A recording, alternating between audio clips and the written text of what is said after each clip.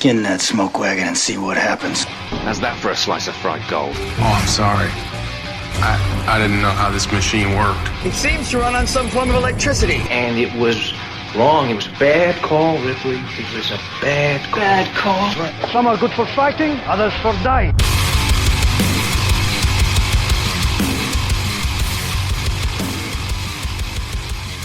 It's just two movies. Welcome back. Welcome. Off to a good start, always. Welcome back. Another episode of It's Just Two Movies. My name is Daniel King. In the studio with me this afternoon.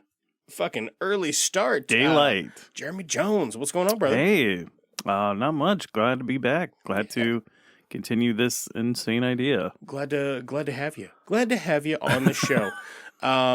So we normally we watch two movies, as you probably could have gleaned from the title of the podcast. However, before we get into that, what have you been up to, bruh?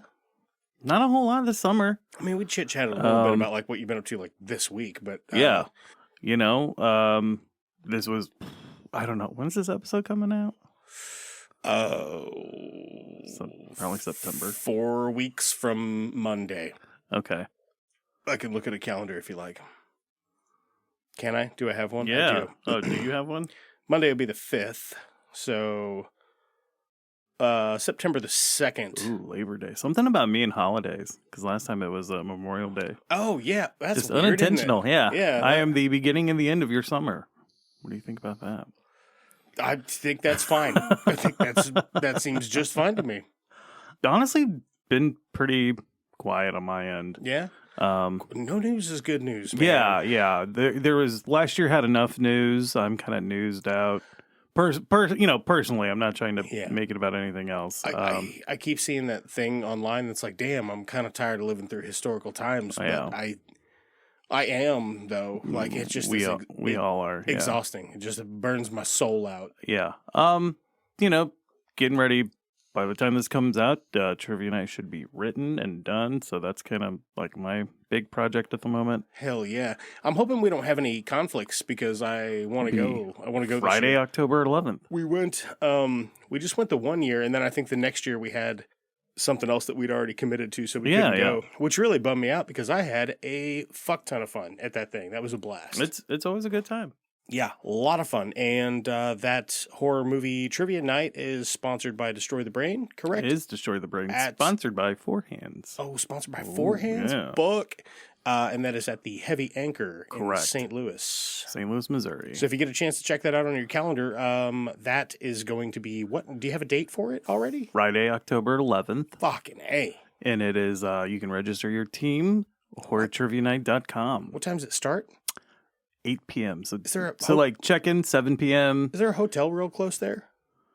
There's like ones off Hampton. Yeah. Okay. There's ones close enough. We might come up and get a room for it then. Understandable.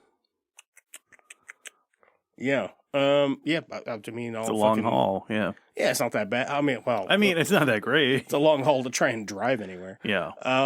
But yeah, man. Well, that's great. We'll plug some more of the stuff you're working on here towards the end of the show. But let's go ahead and get cranking this week. Continuing our fucking, I'm doing the XXIt thing right now. We're continuing our exquisite exhibition into the. All things X. And just X movies, you know? Except for the X-Men movies. We're not going to cover those. Fuck, we could, though. Oh, I don't know if I have that kind of strength. You got it in you. That's like, there's like 15. What's the fucking... Is the one... I revisited one that recently, and I'm like, you know what? If it wasn't for some of the stupid throwaway shit they do in it, it wouldn't be horrible. Is it the X-Men Origins Wolverine? Is that the one where he goes to Japan? So that's the Wolverine. That's the Wolverine. Yeah, the one that one's decent. Like, one of them everybody just kind of forgets existed. And that one, they really do. That one, it wasn't bad. I liked. Wait, that's the one that's also got fucking what's his name as Sabretooth, right? Not the guy. No. So he's in Origins. He's in Origins. Yeah, Lee Schreiber. That one. The Wolverine has Silver Samurai in it and a couple other characters. Yeah, I remember Silver Samurai. Watched that like twice. I did hate that it was just a super old man in a robot suit. I was at some random bar and it was on, and I was like, I was so confused because it was the type of place that was like, why are we just showing this randomly on like FX? Weird. I mean, I know why FX is playing it, but it was still just like, huh. Me and Alicia went to a place. It was like a pizza place, like out in the country, right? And it's near our drive-in theater in Cadet, Missouri. And we go in there, this mom and pop kind of shop or whatever. And, they serve beer. They have, beer signs and stuff up. And there's like 2 children in there, and there are cartoons playing on 4 of 5 TVs. It was bizarre. I was like, weird. And the only other TV was the Olympics. And I'm like, okay, yeah, that's how they say it's a family establishment. I should, fucking guess. A bar that has cartoons on. Yeah, and it was like a Secret Life of Pets or whatever on every screen. 1 or 2. On every screen. I don't know the difference. Yeah, I don't either. I've seen them because I have a child that age. I've seen the first one, and I do not have a child, so... Okay. So what movies are we talking about today? We haven't gotten there. We watched Pearl. If you're not familiar with Pearl, it is the subsequent film and prequel film to Ty West's X, which is an R-rated 2022 horror drama film, 1 hour, 42-minute runtime. It's got a 7 out of 10 on IMDb, 92% on Rotten Tomatoes, and a 76 on Metacritic. 85% of Google users like this movie. I said directed by Ty West, came out September 16th, 2022, distributed by A24, and budgeted $8 million. I do not have the box office here, though, but I can find it real quick. Because I have upgraded our studio hardware, $10.1 million for the box office. Yeah, it's not bad. I mean, it's profitable. I think it has more of a cult following than it. I don't think it made as much as X did. No. Well, if you want money, everybody knows X going to give it to you. And that's going to come back later. I'm going to say that again later in the podcast. I would like to say that, Pearl it's Pearl in extraordinary origin story, I believe. Ooh, so, yeah. They try to tie it in there. Yeah. I guess if you wanted to do this on its own, you could have, we'll get into that later, but... Well, let me ask you this, Jeremy. Yeah. We will get into that because I have thoughts on Pearl if it were a standalone film. Okay. Which it easily could be. Yes. If someone had never seen Pearl, what would you spoiler free? What would you tell them it's about to pique their interest? So, Pearl is the story of a young woman who's on her family farm during in 1918. So she has kind of the World War I going on with her husband being away from home, and also what we'll call correctly the Great Influenza happening. Yeah. Spanish flu? Spanish flu is basically is a misnomer. Oh, okay. No, it isn't because it's not from. It's not from Spain. It's not from Spain. I'm just. You're good. We'll get into that too. Is it the same? Is it the same sickness or it's whatever? The same. Okay. I was like, that's what I thought. It came with the Great Influenza, and I'm like, I have not heard that term before. Do you mean the Spanish? But I know this fucking flu. People are stupid as fuck, We are just citing everything tonight. I kind of love it. Her husband's away at war. Her dad is an invalid, maybe taken out by flu. He is catatonic, cannot speak, he is more or less paralyzed. He can swallow. And he can cry. He can blink, and he can...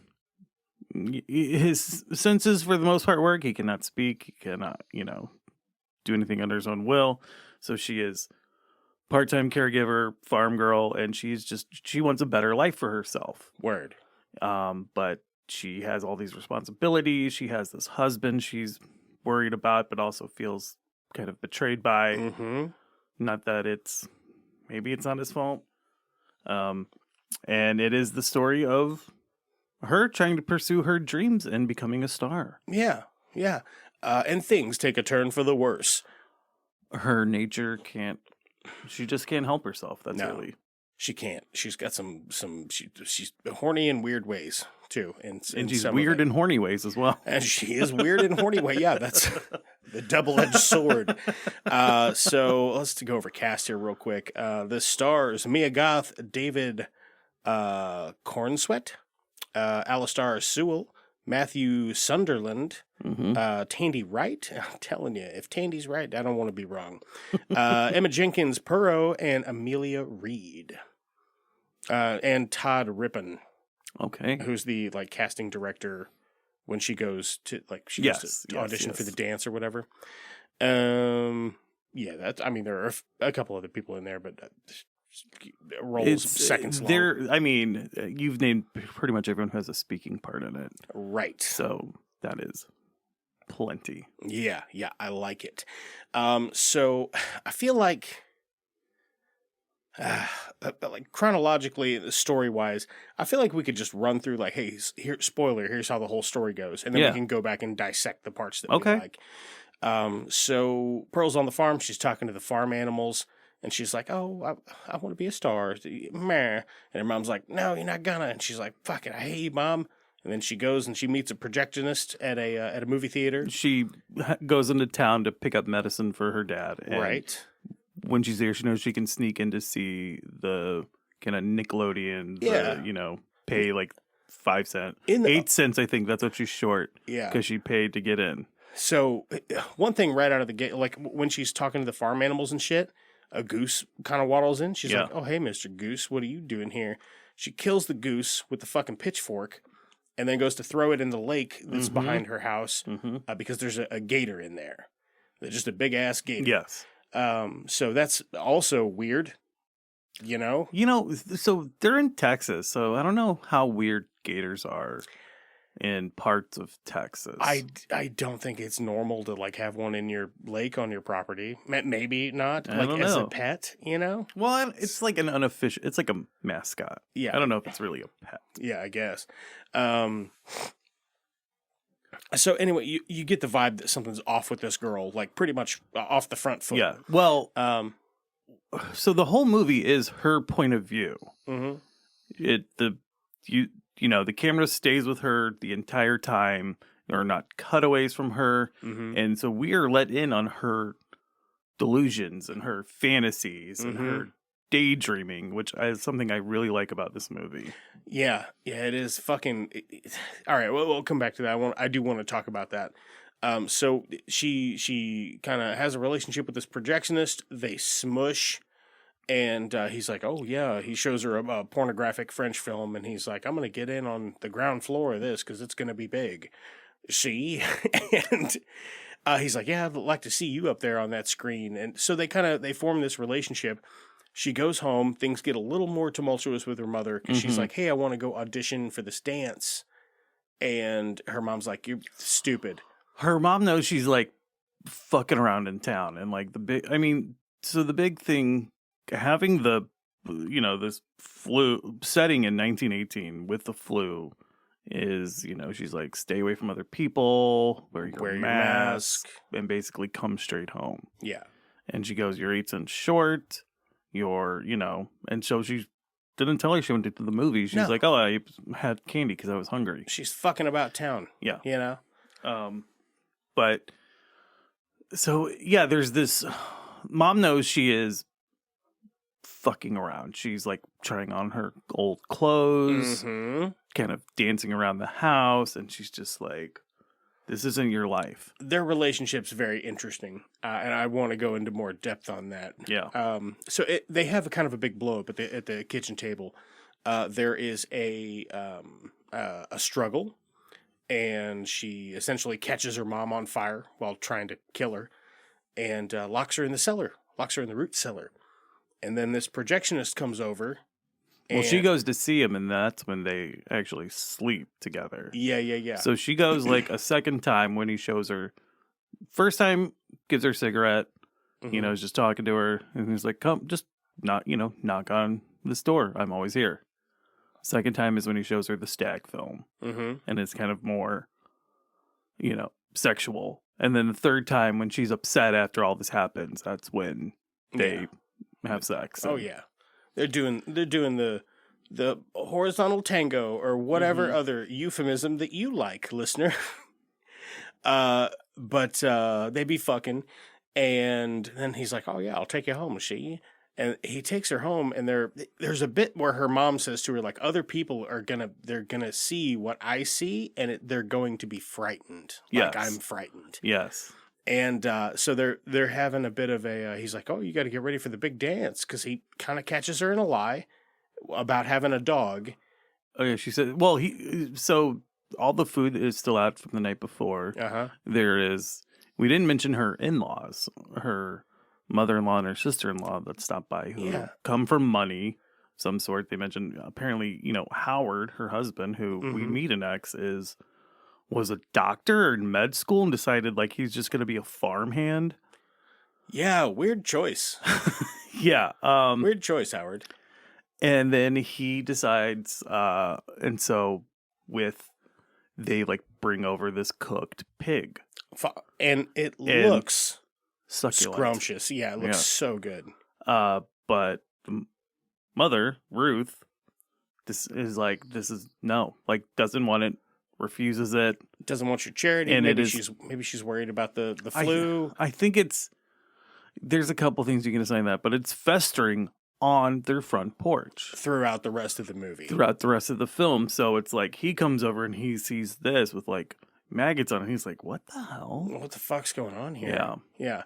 Yeah. So she's like, oh, just you heard that noise? That's just our dog. He was being rowdy. I had to put my dog in the basement. I locked him in the root cellar, and he's like, oh, okay, never mind. And then they go out to the barn, and she's telling him all the names, all the animals, and he's like, what's the name of your dog? She's like, we don't have a dog. We don't have a dog. Yeah, we don't have no dog.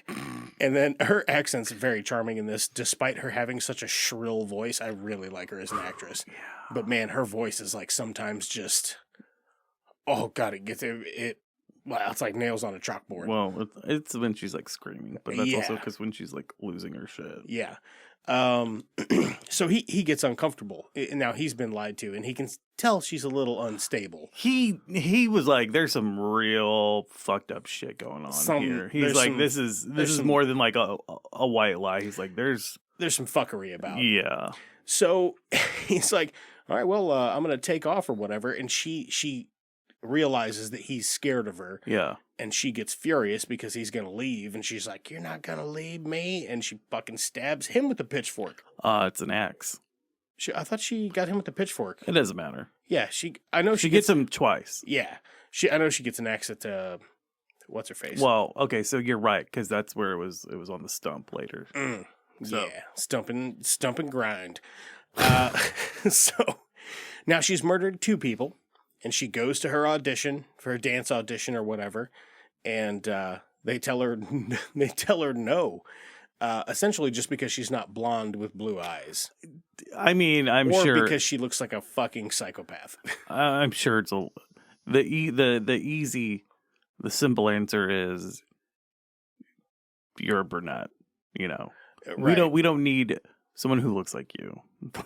The complex answer is much more. Much worse, yeah, I'm sure. Yeah. You just look like a psychopath dancing up there. So anyway, she's crushed.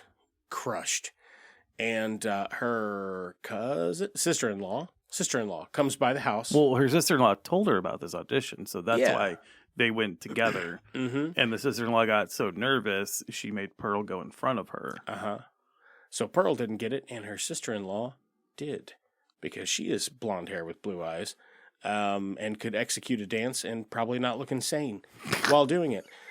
So she comes by to tell Pearl, and tell her she's sorry she didn't get it, or whatever. She's a decent folk, and Pearl sits her down and gives her this fucking just incredible monologue. Well, she's like, I have so much I want to say to Howard, and I don't know how I'm going to say it, and I think he's going to be home soon. And she's like, well, you could just pretend like I'm Howard. And then that scene is over 7 minutes long. Oh, it's amazing. But she says to her kind of after this, when of course she has made her sister-in-law extremely uncomfortable. Right. Being brutally honest with everything that has happened. Yeah. And she's like, well, I know you got it, so it's okay. And she's like, I didn't get it. I didn't get the part. Yeah. I'm not. She goes, no, it's okay. If it isn't me, I want it to be you. And she goes, well, that's good to hear, because I can't wait to go. And that's when she's like, I mean, that is when the last few strands just unravel. Yep. Truly. Well, she kills her father as well. Yep. Yep. She killed her father. In between meeting her the mother, projectionist. She just let her mother die. Right? Or did she actually kill her? If she killed her, I don't remember. I remember her being dead, but I don't think she survived that. She basically let her, like, die of exposure, quote unquote. Like, yeah. Didn't do anything. Dude, she was gnarly to look at. Like, real fucking gnarly. Whoever did that 3rd-degree burn facial makeup, you're really good at your job. I was very impressed and upset. Yeah. So, she fucking, I love her disgusting dinner of death. Oh my God, yeah. Yeah, she brings mom's corpse up and, like, brushes the hair, and there's, like, chunks of skin coming off of it. And well, shit. she's brushing the hair, and, like, the hair's coming out attached to parts of her flesh. Scalp, yeah, pretty gross. Same thing, she wheels her dad down to the dinner table. She brings in the fucking festering pig. Mm-hmm. And she sits down and gives a little prayer, and then we cut to Howard getting home. It's been a bit. That's the only time it breaks away from her. Yeah, is when the army truck pulls up. Yeah. So Howard's getting home, and he comes up to the front door. Gosh, he just can't even wait to see old Pearl again. And he walks in and sees the dinner table, the fucking situation, and she is behind him, and she's like, "I'm so glad you're home." And we just get this pan in on her smiling like a psycho. It just blinkless. Oh no, she blinks, crying. It is like tears streaming, smiling the whole. It is a continuous shot for 1 minute and 51 seconds. It's impressive of her smiling, and she goes through. She's straining. She's like, you could see like her kind of mouth quiver with like still trying to hold in her. She does start crying at one point. If you'd never seen Mia Goth ever before or a movie, and somebody just showed you this and go, "What do you think of this girl?" You'd go, "I think she's fucking crazy." Yeah, this is insane. Like, what's happening here? Fucking wow, just wow. So, rewind the clock. What were some of the highlights? Well, for you, I think. Do we want to go into that, or do we want to talk about like the genesis of this film?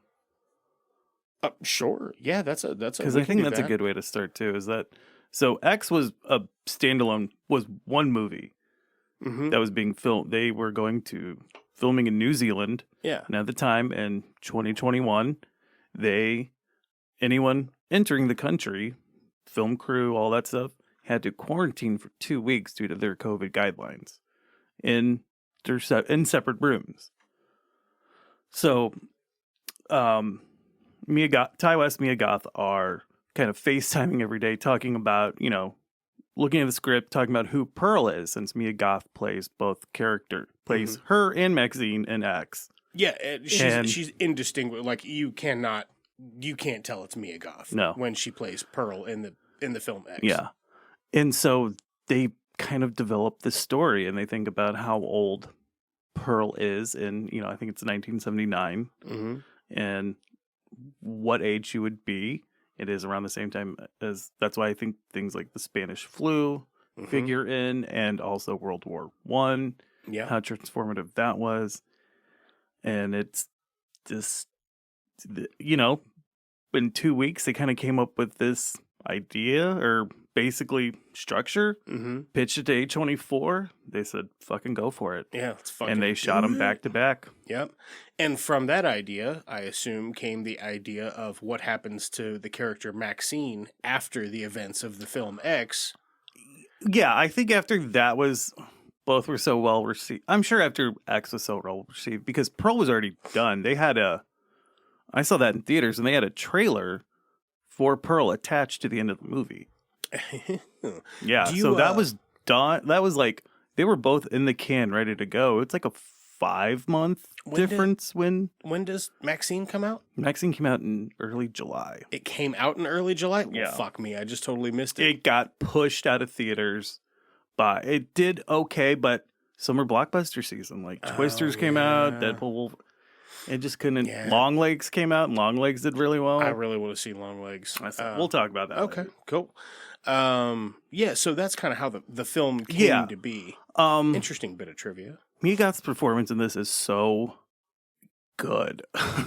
Yeah. And it is equal turns frightening, heartbreaking, and funny. Yeah, it's like every time you feel kind of bad for her, you're like, 30 seconds later, you're like, what a fucking nut job. You know, like, or what you're a just like, fucking oh, but she's psychopath. like, yeah, there's like, there's something malicious going on behind the eyes. Yeah. Where you do feel bad for her, but at the same time, if she was ever able to get out of there, would she just be the same somewhere else? Yeah, I think so. Not the same set of circumstances that drove her to it, but I don't know how far of a fall that was. I don't know, man. She for killing that goose in the first little bit there. Well, she kills a couple of animals as well, because she takes that alligator egg, Yeah, and like smashes the shit out of it.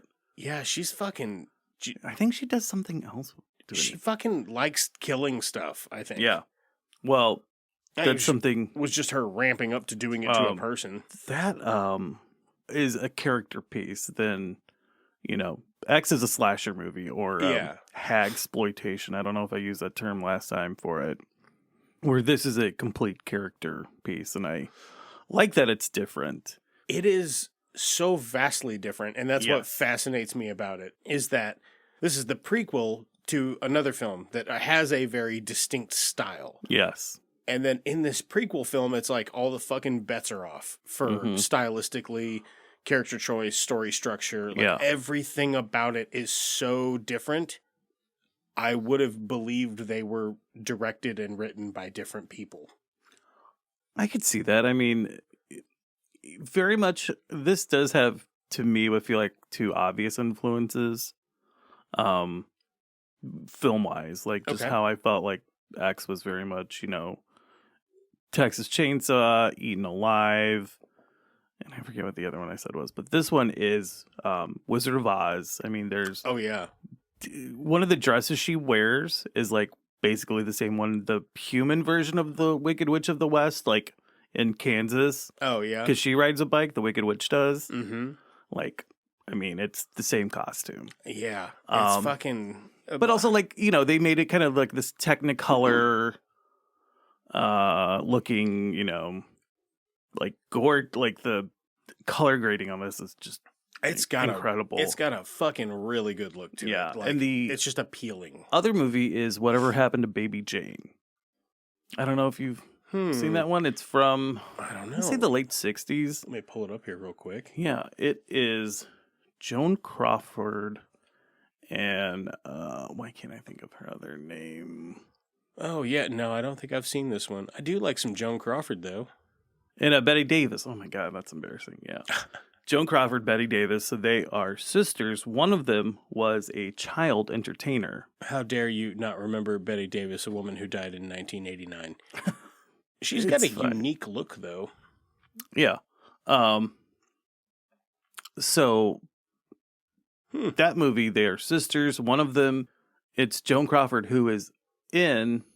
Oh, God, now I'm going to get it mixed up. One of them is basically, like, paralyzed, like, wheelchair. And so it is just this, like, war of the wits with the sisters, because the one who's the caregiver is just like, I fucking hate...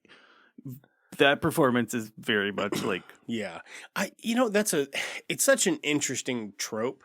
Because while I'm sure this sort of thing does not happen often, I think everybody on the planet can relate to the feeling of being like, fuck, it's my responsibility to be responsible for the life of this other person. Ergo, I'm not free. Yes. You know what I mean? And that's the sort of thing you couldn't not resent at a certain level. You couldn't not, because that's just a basic human want. Like, oh man, I'm hungry. You would eventually steal food if you couldn't. Yeah. If you couldn't afford it, because you have to have it, I would think. Not that I would think. I know that you have to. And it's just like food. Being a caregiver and a caregiver to a family member is so thankless and it is unrewarding. Yeah. And it is, I mean, obviously, in Pearl, like, father can't even say anything. Like, so he can't even, if he is appreciative, he can't communicate. Yeah, he can't say thank and he you. can't communicate his needs. Yeah, she has to, like, change him and stuff. Like, Yeah, when he shits but himself. we do learn, like, mom is doing most of it.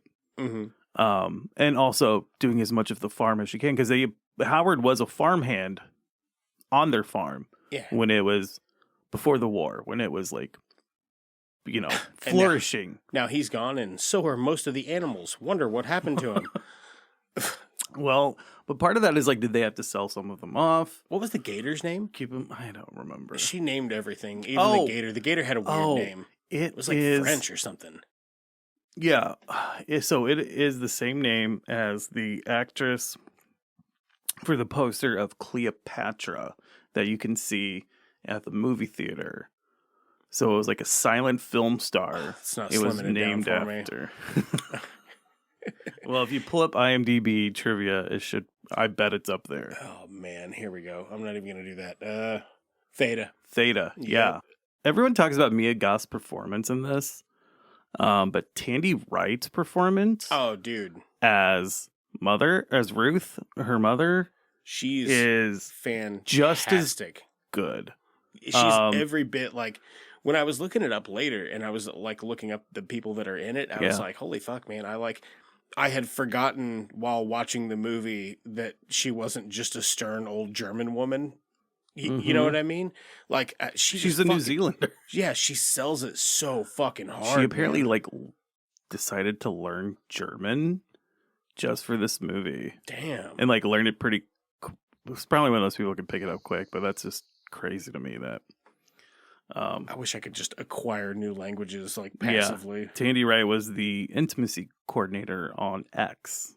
Oh, okay. And Ty offered her the part. Nice. But her speech during that rainstorm at dinner, man. Again, everyone talks about Pearl's monologue. Yeah, which I do like. I do. Yeah, think it's which really incredible. Is worth it. But Ruth's monologue is very powerful. Yeah, and like you were saying, like she's like, oh, you want to go be a movie star, do you? You fucking child. But it's also like, I see what you do when no one else is looking. Yeah, and that's always, I'm scared of you.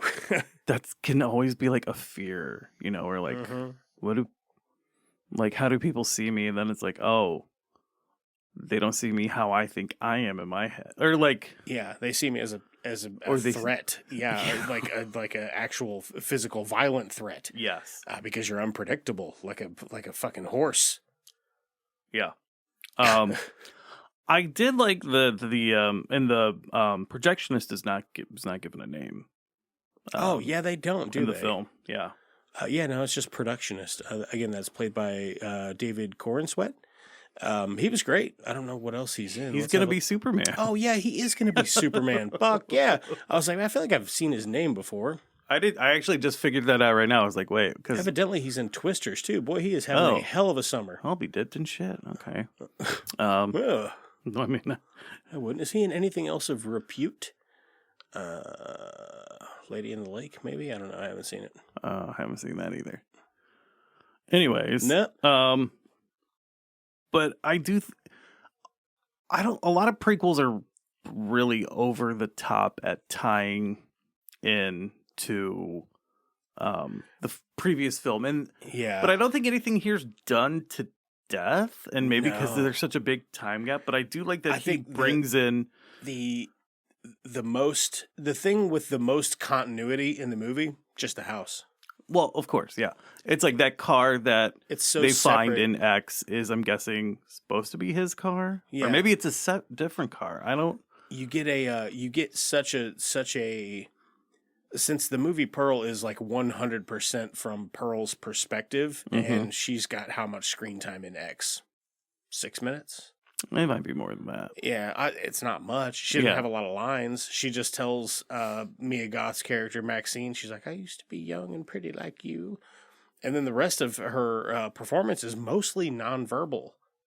So you've pretty much got a blank slate. You can do whatever you want with her. It works really well. It paid off really well, and I like all the stylistic choices in this that make it feel so fucking different. Yeah. I just think it's incredible. I like that they, with the projection, is how they did bring in like stag films and how it was, I mean, the first form of like pornography films, and bringing it back to that in X, and where X is on the cusp of, you know, the home video revolution for pornography that was really gonna like, I mean, take off. Oh, absolutely. Like, changed it forever, where, you know, these film reels that people were smuggling all over the place just to get. Yeah, that's crazy. Well, it's something they did for a long time. It seems crazy because pornography is so like pervasive in our society today. Yes. Everybody's got it. It's on your phone. You can just get it anytime you want. It's free. You can. I mean, they're going to steal some of your personal like browsing information or whatever, but so does everyone else. Yeah, so does literally everywhere else you're going to go on your phone. Yeah. So fucking whatever. But everybody's fucking bashing their clam or fucking beating their hog, baby. To see like, oh yeah, it wasn't that awful long ago when it was like very, very taboo to just like have a picture of a naked person would be like, what are you doing? Like it's a pound of Colombian Bam Bam or something. You know what I mean?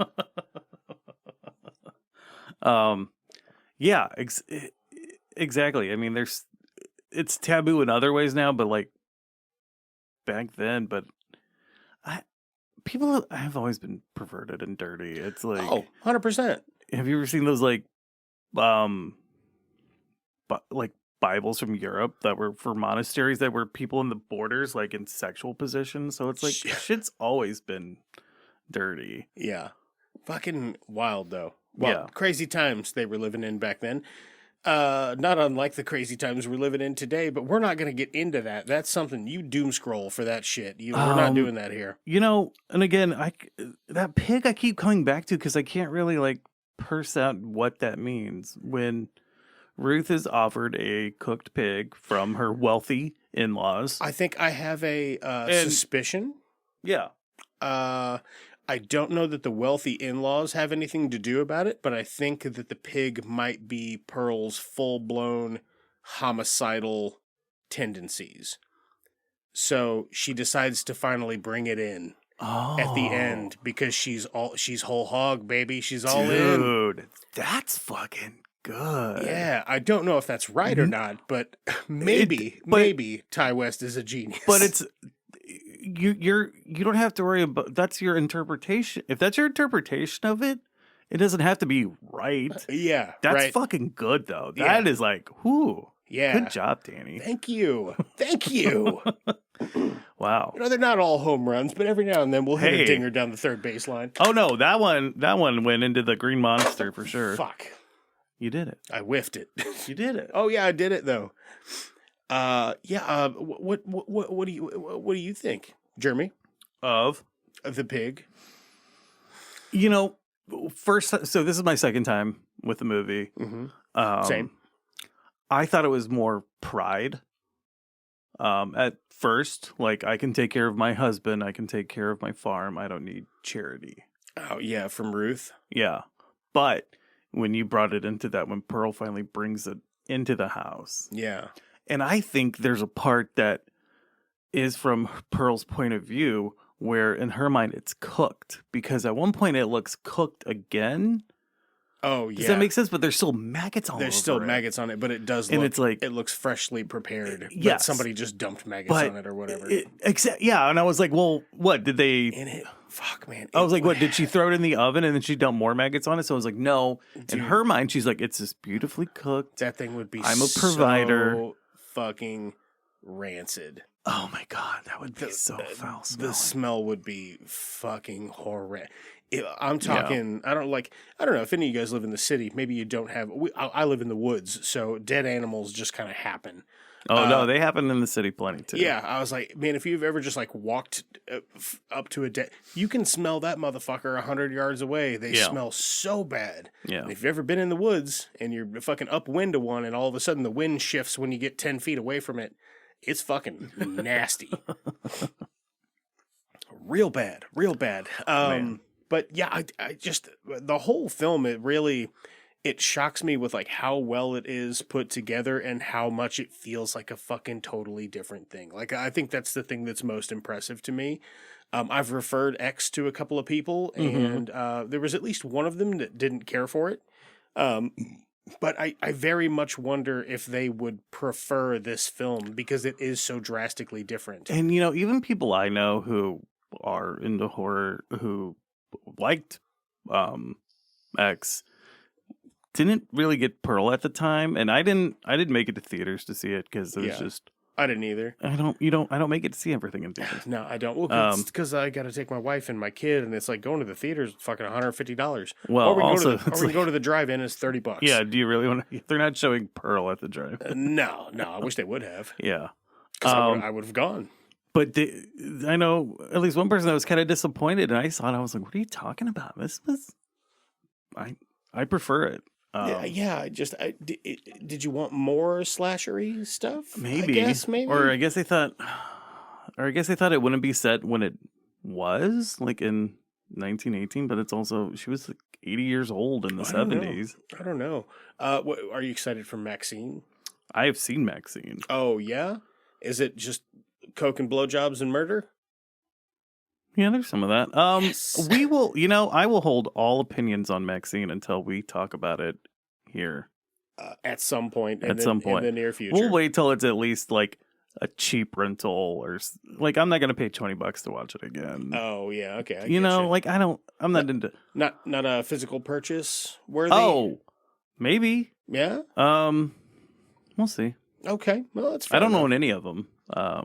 I don't either. But I just don't. I wouldn't mind to own a nice hardbox copy of Pearl. I wouldn't mind. Or like, if there was like 4K. I don't know about X. I don't know that I would ever watch it again. But like, my kid's 14 and I like to share films with her. I feel like X is a little too hard in the paint, pornographically speaking. I feel like Pearl's so much more mild. I mean, there are some weird, horny bits in it, like when she tries to bang that scarecrow. Oh, yeah. But that's like, again, that's kind of harmless. Yeah, she's not naked or anything. She's just kind of like romping around on it, and you can the tell only thing you have is that stag film they showed was a real one. Yeah, I don't care if my kid sees. No. Boobs from the 20s. I'm not saying like, oh, don't show them because of that. But I'm saying like they didn't like recreate, like they just found one. That's cool. Knew of one to you know. Oh, did they credit him?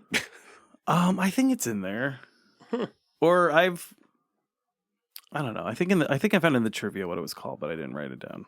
Weird. Yeah, don't care though. That's cool. That they just found some authentic old stag footage. That's neat. Yeah. Oh, but what was I going to say with the kind of the great influenza? They called it the Spanish flu because Spain wasn't in World War I. Right. They were a neutral country, so they were reporting about all these cases happening because they weren't using. There was no propaganda in Spain for the presses. There wasn't this like idea of like, oh, we need to look like we're ready for, battle ready. Like we have all these troops waiting. Yeah. So they started calling it that, but it was, just it was everywhere. And it was mainly started in the armed forces. Yeah. It was like all over Britain. First cases here seem to be reported in Kansas. And also I remember that. Epidemiology, of course, in the 19 teens was nothing. It was nothing. Very scant. I'm pretty sure there's an invisible bug, in its infancy. Yeah. But also probably why, like, it being in Texas, even if it's West Texas, Kansas isn't that no, it's fucking that far. A stone's throw, baby. Yeah. So I tell you what, man, I've never been a big fan of Texas, but I would way rather be in Texas than Kansas. Given the choice. Kansas is just a barren wasteland. It's like which parts do I have parts or the whole state I have to choose from? I just like to see things. No, you get like the shitty part. Shitty part of But Texas then what's versus the shitty part of Texas? Like, I don't know. Pick the shittiest part there. all of The it. shitty part of I like the way you didn't ask which part is the shitty part of Kansas. That's how you know. Well, You're like, if you're "What's the Kansas shitty part City, of like Texas?" Missouri, No, it's not Kansas City. Hell no. No, Topeka, you don't get to look at stuff. Wichita, No, you're just in the middle. Wichita State Shockers. You're in the middle of corn, bro. Mound Ridge. That's where you're gonna go. Wow, did you just make that up? No, that's a real place in Kansas. Okay, Let's look up the population. no, This is good. population 12. Let's see here. This is good radio. Oh yeah, it is. Whoa! Oh wait, that's 1990. That's Oh, that is 1990. Where did I? Oh wait, here we go. Oh yeah, okay. Wait, so that's less than 1947. 2,000 people in Mound Ridge. So wait, go back to 90. Where we're at 1990. Oh, well, they've had a couple hundred more people. Yeah, they've got 400 people since 1990. Well, yeah, because all those pearls want to move. Right. I don't blame them. Fucking guess so. I don't know. I used to work in Mound Ridge. The place fucking blows. If you're from Mound Ridge, fuck, sorry about you. How's the mobile station doing? Are they good? Is the mobile station, is the post office still inside the mobile station? And the only other building in the fucking town is just a Holiday Inn attached to an Applebee's. Oh, yeah. Hey now. They love a double whammy in Mound Ridge. They got a post office mobile station, Holiday Inn, Applebee's. I mean, Those combo buildings. I like all four of those things. Yeah. Yeah. Well, if you don't like choosing, If you don't like anything else. if you don't like choosing, visit Mount Yeah. Ridge. Oh fuck! All right, rate it. How many? Wait, did you have anything else that you really were like? Oh, this one's got to be in my bonnet. I want to talk about it. I think I covered kind of everything I wanted. I feel like we covered it pretty thoroughly. Yeah. Rate it. How many gator thumbs?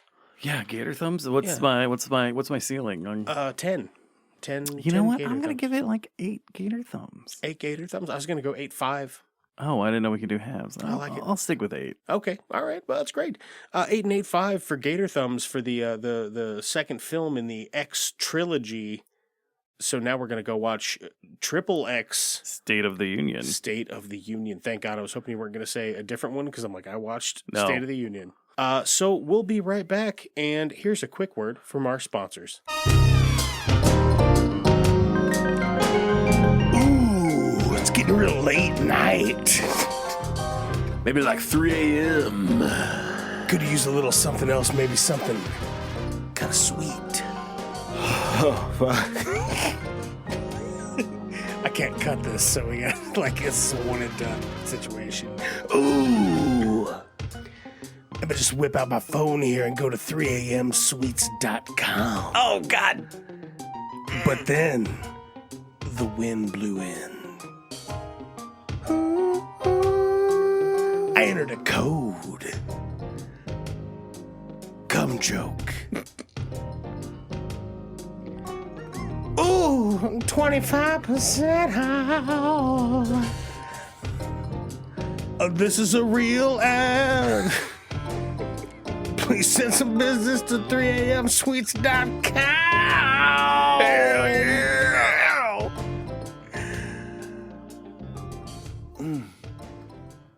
Ooh. That's it.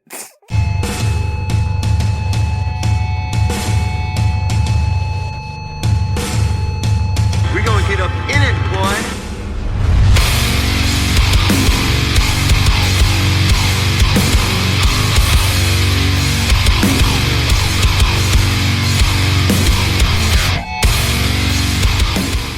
Yeah, we're back. And we watched XXX State of the Union as homework. And Jeremy Jones and True Form has brought a what is this? What is this now? Beatbox fruit punch. Beatbox Fruit Punch. Tell me a little bit about Beatbox Fruit Punch before I indulge here. Well, Here's- according to this, it contains alcohol. It is the world's tastiest party punch. You could try it frozen.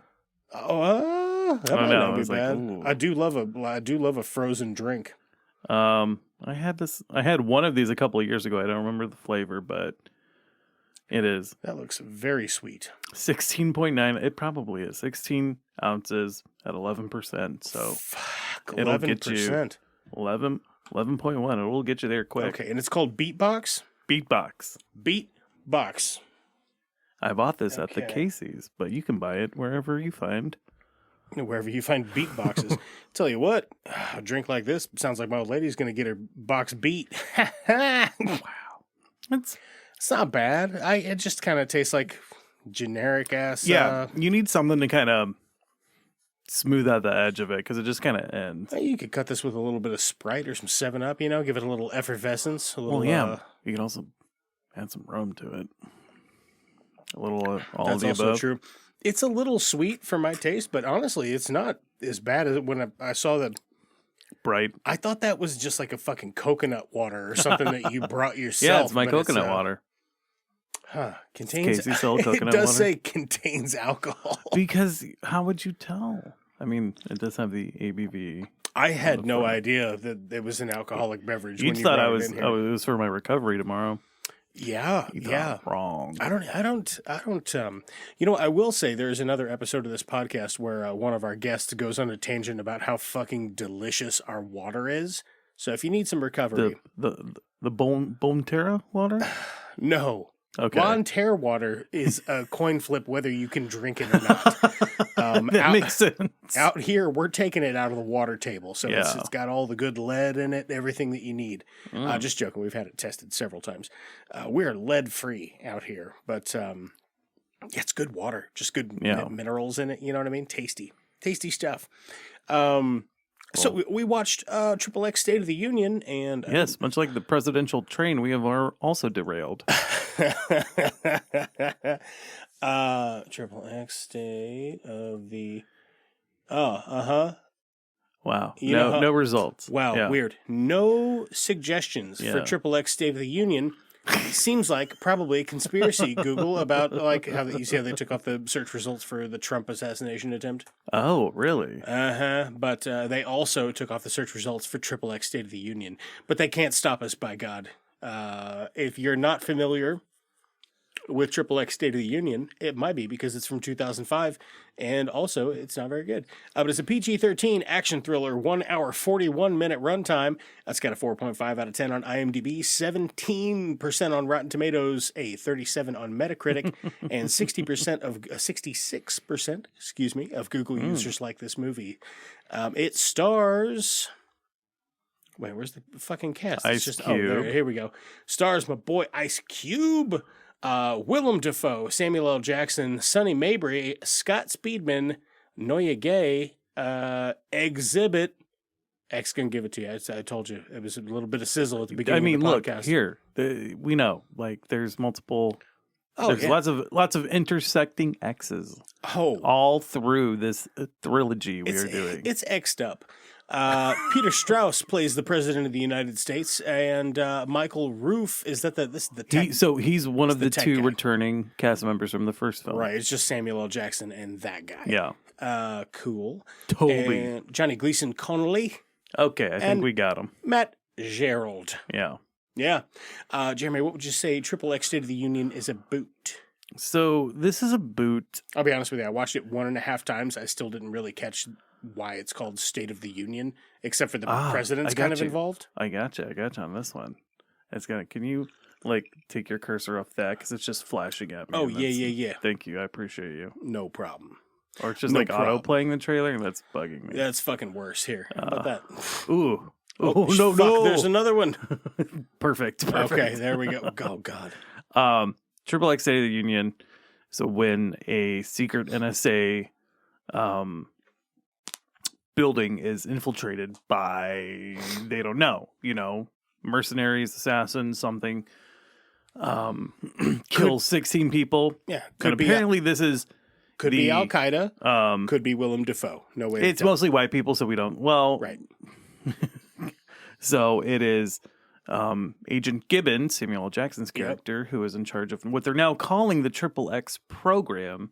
Uh-huh. Just some stupid retcon. He's just Nick Fury. He's In a way, but so he's like, oh, well, we just got our asses handed to us. We need to find a new XXX. Yep. And he's like, I know, just the guy. It's someone he's served with, and it is Ice Cube's character, Darius. Darius Stone. Yep. Darius Boom. Stone. Got D it. Stone. And he is in prison. And Gibbons is like, you know what? Be here, 1206. We'll get you. Busts him out. Finds out that the Secretary of State, being played by Willem Dafoe, is planning a coup. Yep. Or no, it's a coup. Yeah, a coup d'etat. Oh, yeah. And it's going to happen during the President's State of Union. Oh, because okay. the president will be there, the vice president, the Senate, leader of the Senate, who is third in line. Yeah. So he's like, I kill all of those. Bing, bang, boom. I'm president. Yep. And now we're going back. Because apparently in 2005, this is the most unbelievable part of this movie, is that he's like, we're going to start, like, winning the hearts and minds of, you know, countries that are enemies, and we're not going to be an invasive force. It's like, You sure about that? Are we sure this isn't a science fiction? Right. Yeah. It seems like it's definitely, it is 2005. Are we sure about that? definitely a work of fiction. Bush's second term. We sure about that? So it is this one man wrecking crew. I would say one man infiltration. He is, Darius Stone is, unlike Xander Cage, who is dead, according to this movie. officially, He is an ex-SEAL who was probably framed for something. I don't even know why he's in prison. That's a hell of a surgery. I couldn't even tell he used to be a SEAL. This looks like a man to me. This is Reverse Tusk, where okay, Yeah. where they take a Yeah. a sea and a mammal and change it into a man. yes, it's seamless. Mr. Cube, the surgery was successful. Then I need what every man needs when he gets out of the joint. Fries and a shake. And a fucking hamburger. He's like, fucking, dude. Was he's eating was that? I couldn't tell if it was a hamburger. I think it's a chicken a sandwich. hot dog, or a chicken. I thought it was a chicken sandwich. But at times, the way he was eating it is like, is he like eating a hot dog from above instead of like he'd eaten imagine you're eating a crispy chicken sandwich so aggressively and without taking bites off the sides, so you've just eaten it into like a giant crescent moon shape. Yeah, because his face is attacking it, and it's pretty gross actually. Yeah, it's pretty off-putting for this guy right here. So wrap it up real quick. Is like Gibbons' some of his old unit is now working for the Secretary of Defense, this general. Hold on. Do you think that's Ice Cube trying to do comedy when he's eating that chicken sandwich? I do think it's supposed to be funny. I could get that. But do you think that that's Ice Cube trying to be funny, or do you think that that's something that they were like, here's what you're going to do? So I do think Ice Cube can be funny. I agree. Funny, but he is not a physical comedian. No. Something like that takes... It's a scowl. You can't do slapstick and look like you're about to murder everybody in the room. Yeah. So he's racing to stop this plotted coup happening with some members of his old This is not bad. unit. Am I getting a Kool-Aid mustache from this? Not yet. Fucking sweet. It's not bad. I'm pretty impressed with it. Yeah, it's not bad. Reminds me of Jungle Juice when I was a young man. I apologized to Danny before recording because I wanted to bring some Pearl vodka in celebration of the, I don't know. Was that you or me? That was me. I do that all the time, so I couldn't tell. What that was. I'll leave it in so people know what we're talking about just this one time. How frustrating it is to edit out all my weird guttural noises. I know I miss some, so you guys hear them occasionally, but fuck me, I take a lot of them out. God damn. You take a lot of them out and we still hear all those? Dude, wow. So many, yeah. I got a noise. My gut biome is just like, help me, please. And I'm like, just my shut gut up. biome is like, we haven't beatboxed in years. Why? Yeah. So the new XXX, which is not what they're calling him, is a title where XXX was Xander Cage's tattoo. Yeah. And it kind of made sense. But now they're giving him the 007 treatment. Yeah, I know. There's some retconny stuff to this because Vin Diesel after the first one, which made a ton of money. I wouldn't have known all this retcon stuff was in here if you wouldn't have forced me to rewatch the original XXX, which I had not. I hadn't had to process that trauma in a real long time. So I thank you for that, I guess. Well, and I remember when we recorded that episode, you thought we were just going to jump straight into Maxine and Return of Xander Cage. But why? The connective tissue between these two movies, to me, Pearl and State of the Union, is that they're both about not the main character of the first film. So wait. There's another one of these? So there's a third XXX movie. What the fuck? Yes. The Return of Xander Cage. I thought we were going to do like Fast X or something. No. I didn't know there was another one this of these. is... What the fuck? Again, I have thought this out too much. Yeah. He's finding out in real time. Holy shit. Yes. And it came out in 2017? Yes. This went totally unbeknownst to me. Wow. I mean, I haven't seen it, but that's... I mean, I haven't seen it, but also... That's why I was impressive. like, when Maxine was happening, I was like, oh, you know what's perfect for this podcast is this trilogy. Looks like it's on These Fubo. Fubo, Well, and what it's is going to that? change Is by that- the time. It's probably is that Paramount. Paramount Plus, yeah. So currently, if you're interested in XXX, Okay, but we're talking about State of the Union. We can't talk about this. No, just let no, people- no, no, I no, just- no, I no, just let people no, know it's out there. no, Just no. let people It's know out there, I let people but we're know not that. talking about that. You have to Well, wait State of the Union was on HBO Max. up until July 31st, and then on until- August 1st, when I tried to watch it, it was no longer on there. Fucked. And I was so mad I had to spend money on this. I fucking bet so.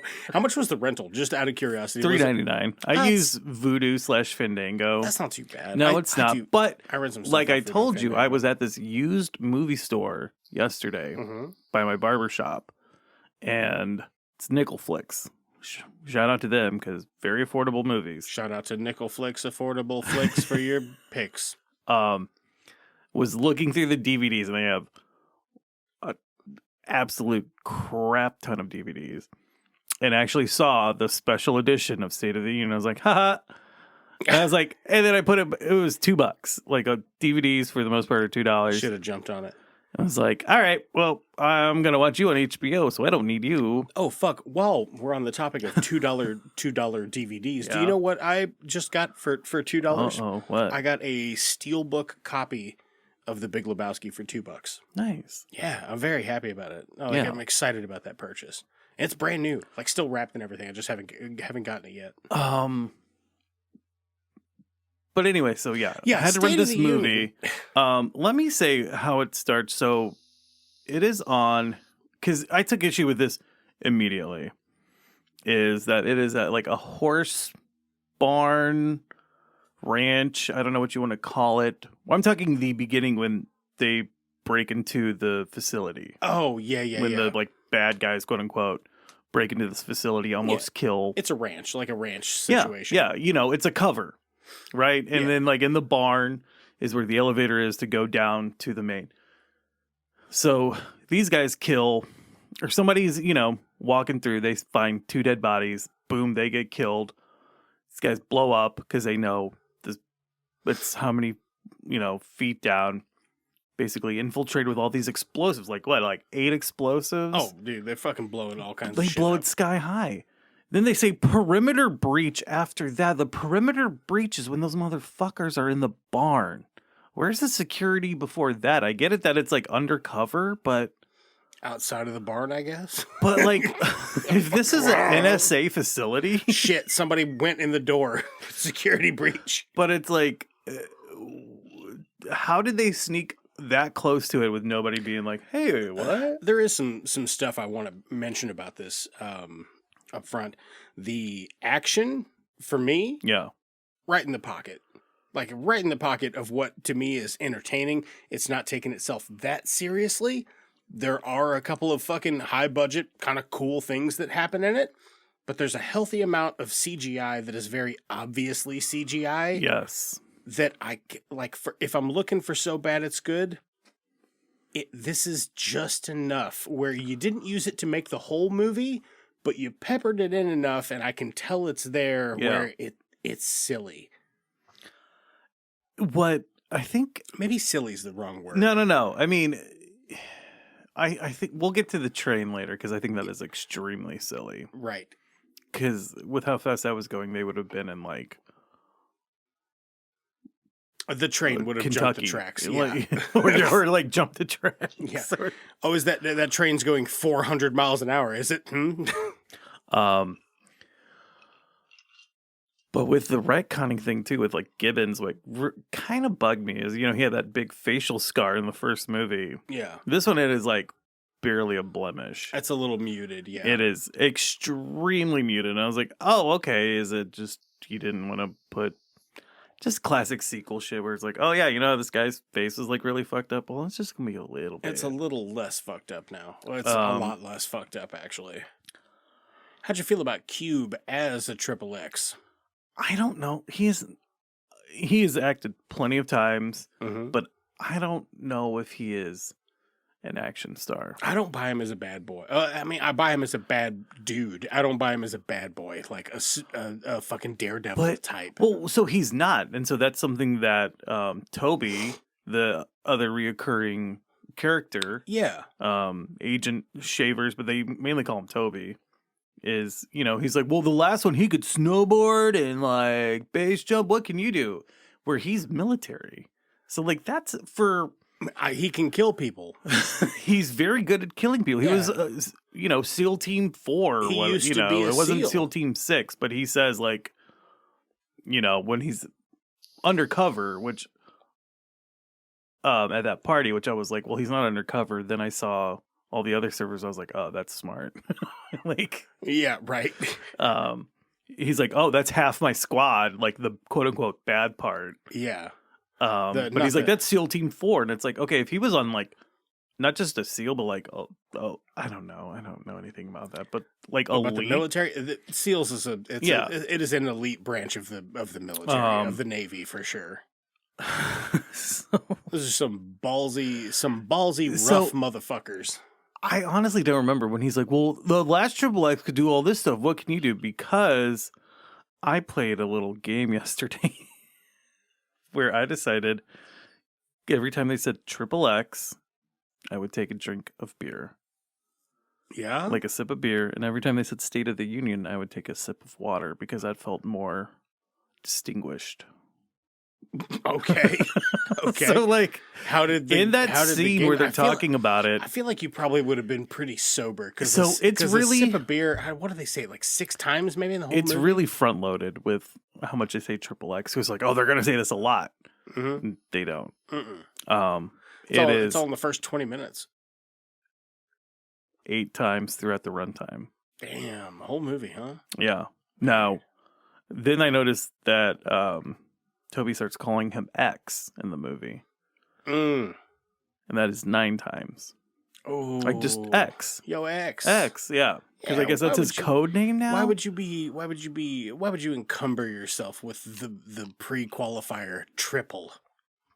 Well, no, that's a lot to say. Like, I wouldn't say XXX. I'd barely say Jeremy. That's a lot of people. Jeremy. I mean, most people say it's different now, but, when I was younger, it was Jones. Oh, yeah, that's a good one. Yeah, Jones is a good one. Yeah, I got the last name. You know what I think's weird is nobody ever called me King when I was a kid. And now it's a very common thing for people to say to dudes. Yeah, it's weird. King. Yeah, hey, King.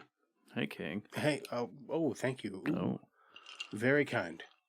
The mic's picking that up. Are you fucking beatboxing over there? I'm beatboxing. Buddy, if you got, there's any left in there, I'll take a little top up. Yeah, there's plenty. Oh, you dirty girl. Whoa. You sea dog, you. Sea biscuit, you. You're laughing now, but I actually wouldn't mind to cover the movie Seabiscuit. What would you pair it with? Oh, fuck. Hidalgo. A movie I've never seen, but remember the trailer like no other. Oh, God. There's that one. Hidalgo. About the, like, diving horse or something. The diving horse? Really fucked up, yeah. That sounds fucked up. They put, like, a diving bell on it? No. It would this was a Depression era type thing where they would put a horse on a stand and be like, it's gonna dive into a pool of water, and would and it just hit the ground. They and basically died? it hit the water, but it Died debate for sure? on how I don't know. Huh. It's a really A little fun fact: my dad knows a fuck ton about horses, which I think is just a weird. Do you want to go? Oh, you should do the episode with him. It's a very weird, specific thing that he just knows a fuck ton about. Like he doesn't do much. We used to have rodeos out here when I was a kid, and he doesn't do a whole lot. He's not super out and about town or whatever. He's a pretty quiet, reserved gentleman, but he will go to the fucking horse races a couple times a year and just fucking clean house. All right. But he gets there early enough to walk the stables and look at all the horses. Yeah. It's just weird to me that he can be like, okay, well, these 6 are in a race, so if I was going to place them all, I'd place them, this one in first, this one in second, this one third, and this one fourth, this one fifth, this one sixth. And it just is good at it. It's crazy. Horses. What are you going to do? Great podcasting, everybody. I don't have a whole lot to say about XXX State of the Union. Hey, if I you got could tell. plenty to say.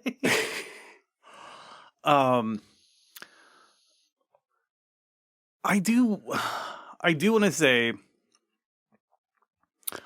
Oh, because what was the joke I made about when he gets out and they go to Compton. And he's like, oh, we got to go someplace safe because, your space has been found out. And they're like, we're going to, of course, the white guy's like, we're going to Compton. Oh. And it's like, if you work outside of DC,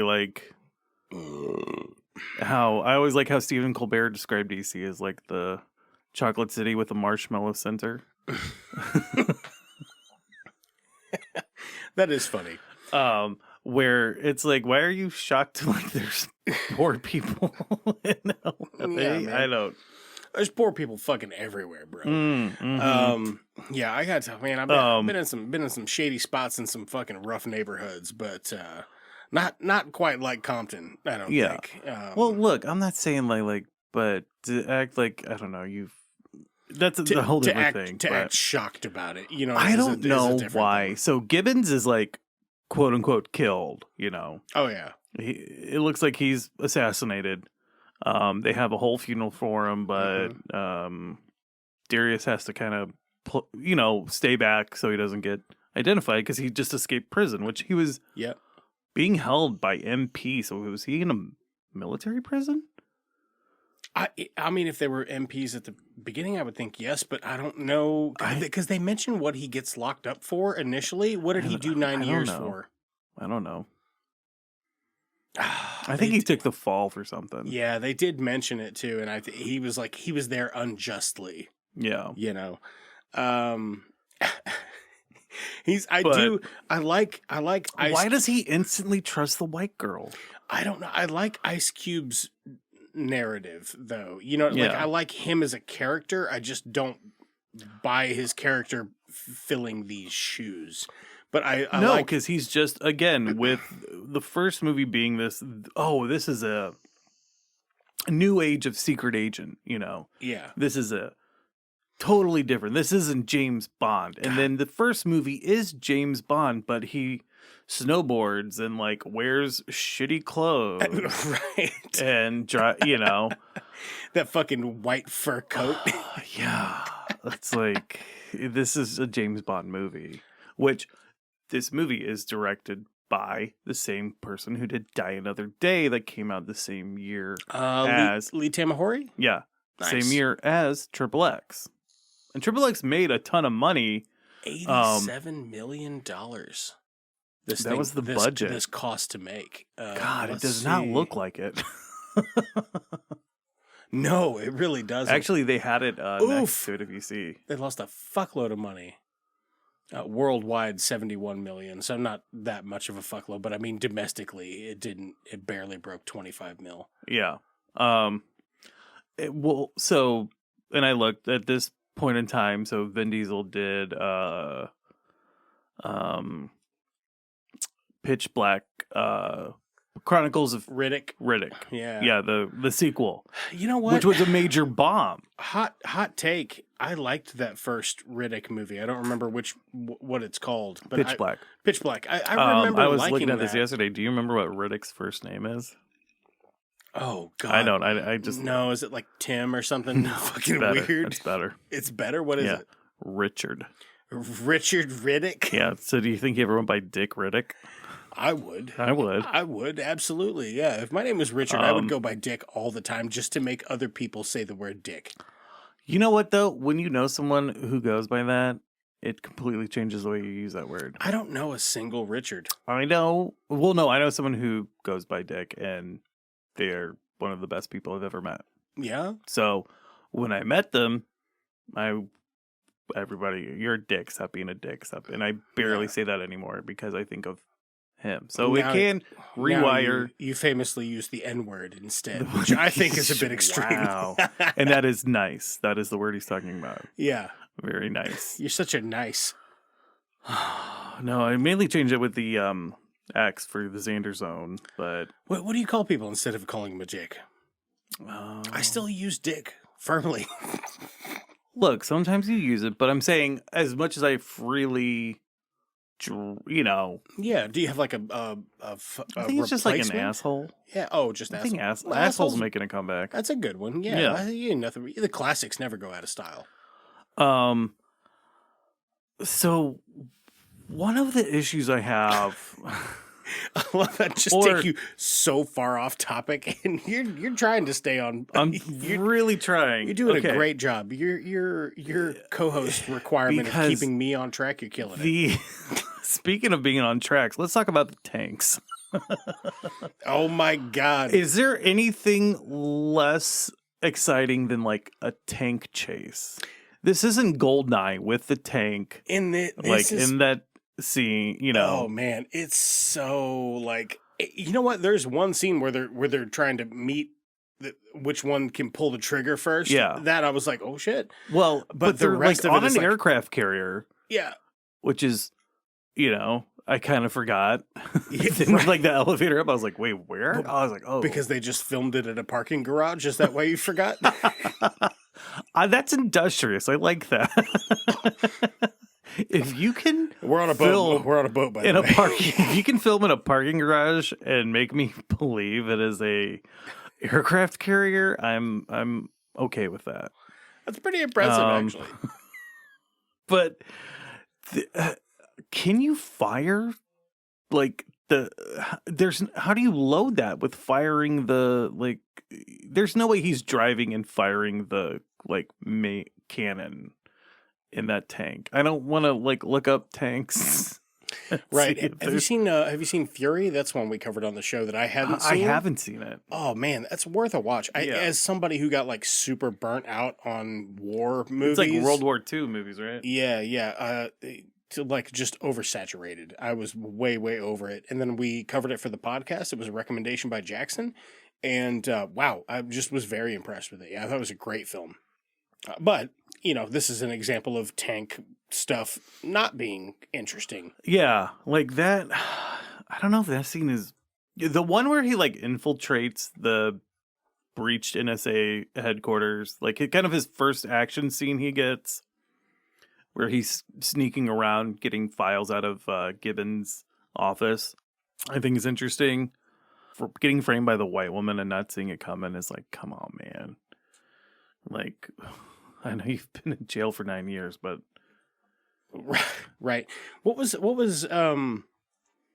also thought it was weird the way they kind of put like a hand-fisted like love interest in there, and it never felt like a love interest. There was these it felt like we're black, that's why we're on TV together, because the directors don't know how to. It didn't feel like anything.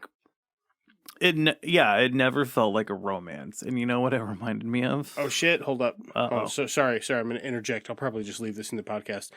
What kind of pizza do you want? Casey's has got 20% off specialty. Oh. You want to do, what's your favorite specialty pizza from Casey's that you don't have in St. Louis? I mean, I don't know if I know what all the specialty pizzas are. A little treat. You ever had their breakfast pizza? Yes. Okay. That's good. Are you going to keep counting? Oh, no, I like that one. But I think there's one with pickles on it. I'm not into pickles. Oh, okay. You know what? Let's just stick with breakfast. That's a solid choice. I do love the breakfast pizza's bar none my favorite. And we rarely ever get it. And I kind of shy, like QT does breakfast pizza. Theirs I remember being like not bad, but not near as good as Casey's. I've always shied away from that, and I had Casey's. I was like, God damn, okay. That's a banger. Oh, okay. So I do want to get to. I do think when it gets to, this is a movie you would watch on cable, middle of the day, when you're like in your chair. Yeah. And you're just you know what? This is fine. This is on at like 3:40. Yeah. Or it's like 3:40 and you're like 40 minutes into this movie. You're like, yeah, let's just go. So the actual State of the Union where this is happening, because he brings in all of his own people. But, I mean, it is this backed coup where he kills some other general who's like not on board, which to talk about that at like a party, like the DC party, is pretty fucking ballsy. It's really I'm not ballsy. saying people don't. You think he would have like pulled him into the bathroom and like locked the door or something to have that discussion? No, but they're just having it in earshot of anyone who is listening. Yeah. And obviously, like with that woman who was like went to a Supreme Court like dinner kind of function and was like talking to like justices and their wives and getting them to, she didn't even have to like prod them to say fucked up stuff. But no, they just were offering it. They were offering it. Yeah. It's like that. But again, way worse because you're talking about killing like a minimum of 3 people. Yeah, that's fucking what? You just go to a dinner party and be like, hey, so they were gonna murder, huh? Yeah, and they were going to frame basically the people in Darius's unit and Gibbons' unit because they were worked on the same SEAL team. I don't. Yeah, SEAL Team 4. Getting all those fishes. Yeah. Yeah. Fucking. I just want to get to this train. Okay, we can fast forward to the train. The bad movie is like we don't have to cover it as thoroughly as the I good know. We like to give it a fair shake. It's had a fair shake, but I also want to talk about the train. Yeah, this like I guess the president takes this high-speed train to the Capitol building from the White House, right? And that's what they escape on and are holding him ransom on. So Darius is like, I don't know what car he's given. I'm not a car, but it's like tell me how fast it goes. Yeah, it's a very fast, souped up spy car. Yeah, apparently it is the perfect length to be on top of the rails, the beams so he's not like he can keep up with it. He can get right on the tracks. Yeah, right on the railroad tracks, and his tires are popped, so it's just. Oh, is that what it was? It's just metal on metal, baby. Was it? Yeah, it's just his wheels on the right on the tracks. Oh, I didn't even. But I think it's weird because they cut to him in the thing and he's steering, but he can't steer. You could. You could. You would fly off. The one highly unlikely scenario that would happen, you wouldn't have to steer. Yeah. In theory, you're on a rail. Yeah, you're literally on rails. You're being let, and you're going. You just have to maintain that speed. Yeah, but just put a brick on the fucking gas pedal and do whatever else, But then it's still classic spy movie shit, which is so funny that this isn't about being. Oh, this is an extreme, and this is now coming out a year after the Born Supremacy. So even after the sequel to that, so they're not they know they're not rewriting spy movies. Which one's the best Bourne movie? God, I haven't seen them in forever. We watched I always thought that was a good franchise, though. Should I revisit that? Yeah, you should. We did that around, I think it was 2022. We were like, let's just watch dad movies, and we watched all the Bourne movies. And fucking, all right. You know what? I think Supremacy might be where it's at. The second one. Okay, yeah. I was like, I remember Ultimatum's pretty good too. I went to theaters to watch all of them, if I recall. And you know what? The one with Jeremy Renner, also worth your time. Yeah. I like Ren Dog. Did you know that out of the most what? Ren Dog. You weren't expecting my home renovations?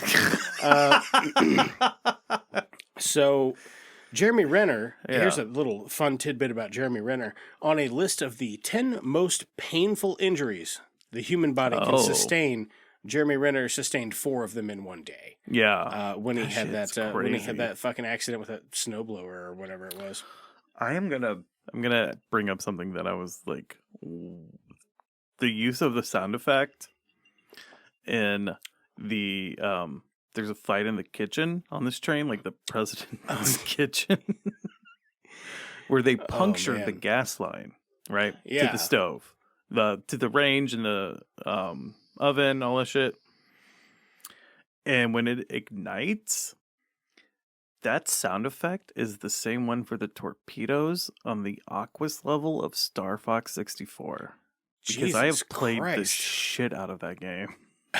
Like, I still play it. I love it when they rehash an old sound just because they own the property and they're like, whatever, just dig it out of it's just cheap. Yeah, it's like library sound effects. And I heard it, I was like, oh, that's the torpedo sound in Star Fox. Did you ever play the new Star Fox game? No. What's it called? Atlas? Oh. Something Battle for Atlas, maybe? I haven't played any since 64. Oh, man. Any games at all? Oh, no, I've played games, but... Okay, we'll get there. The train stuff is fucking ridiculous. That's a great call on that fucking... The helicopter trying to rescue the president, it's like, why don't they give him, like, a suction cup or something so he can at least have some grip on the train? He's just, like, barely like... He's bouncing back and forth so much. He shows him the suction cup. Remember, he like sticks it to that car door or whatever. He's like, check this thing out. He's like, man, I don't need that shit. But then they didn't give it to the guy who actually rescues the president. No, they didn't. He might have had it in the car, but they just didn't. They went, no, fuck it. Anyway, so he, of course, saves the day. He can't take the credit because he's XXX / doesn't exist. Mm-hmm. And here's what really gets me. Is then he's driving away, sees his quote unquote love interest. Oh, which reminded me of a Marvel movie because it's like, what love interest? Oh yeah, that's very true. Yeah, yeah, because it's supposed to be. Oh, but now we're attracted to each other because plot convenience. Because we're both attractive people, so we have a history, but we don't really talk about it, and it's very. There's no just like you familiar. Yeah. Been a while. But as Darius drives away in that car, we see the XXX logo. That is Xander's tattoo he had before joining this program on the back of his neck. And this is also the same logo design that is in this NSA office. So it is like, but I was just like, why does he have, and it looks like a really shitty stick on tattoo. Oh, it is. Yeah, you can see like the sheen on it. Yes, like it's like it glistens a bit. It looks like you can see his like neck hairs. Like I was just like, that's fucking they weird. Couldn't spend more time to like make. Dude, with an X-Acto knife, you could have made it look better. Just cut out when you go to put the damp and wet temporary tattoo on. Just cut it out, bro, instead of putting the whole fucking rectangular sheet of it on there. And so that's where it's like, being a sequel, I don't think this does it doesn't make sense. No. A continuation of the story, but as like a mid-budget action movie, it's fine. Again, if I was on the couch, I'd agree with that. Yeah. Yeah, if it's just Sunday on or whatever. Just on? Yeah. Okay. All right, whatever. I'll fucking ride. Yeah. Here's, I think, my main concern is I think we should have watched this movie with X. No. Because this is the only time we've done this is the only time we've done bad movies that happen in sequential order, actually in the correct order that they were released. Yes. This is the only time. This is my design. Oh, fucking the Hannibal drop? Yeah. This is my design. I fucking love that show, by the way. The first season's fucking incredible. Hold on, let's see here.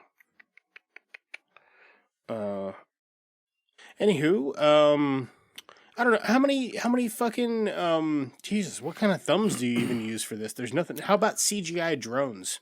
There's that cool CGI drone. They'd pop that out a couple times. Out of how? What's my? I love in the fucking scene where they show the CGI drone. It looks like it's like bigger than a football. Yeah. And then later the guy's holding it in the car and it's like smaller than a baseball. Like I fucking love that. How many CGI drone thumbs do you give this for a bad film? What, out of 10? Out of 10. I'm gonna say like 6.5. Yeah, that's sound to me. I think I will bump it up to a 7 because I actually did find I found a lot of the action to be like more entertaining than I thought it was going to be going into it. Pleasantly surprised by some of it.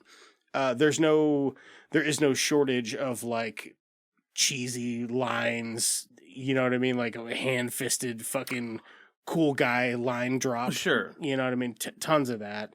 The plot's not anything really too much. No. So you don't expect much from it. And then, you get some great little bonuses like Willem Dafoe. He knows exactly what kind of movie he's in. Does he know this is just a quick paycheck? Of course he does. Of course. But he's still swinging for the fences. You know what I mean? Because he's a professional. Because he's a fucking professional. That's right. Yeah, couldn't have said it better. Let's go ahead and go to the next segment of the show. Jeremy.